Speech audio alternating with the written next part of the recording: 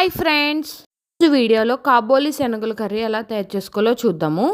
ముందుగా శనగల్ని 5-7 గంటలు నానబెట్టుకుని ఒక విజిల్ వచ్చేంత వరకు కుక్ చేసుకోవాలి.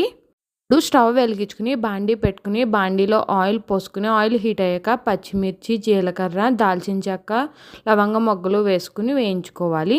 ఈలోపు టమాటా అలాగే ఉల్లిపాయని కట్ చేసుకుని పేస్ట్ చేసుకుని ఆ పేస్ట్ని కూడా యాడ్ చేసుకోవాలి.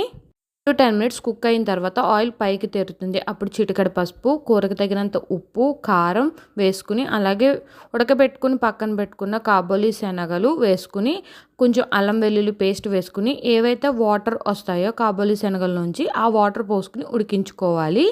అవి ఒక ఉడికిన తర్వాత దాంట్లోకి కరివేపాకు యాడ్ చేసుకుని కూర దగ్గరకు వచ్చేంత వరకు ఉడికించుకోవాలి.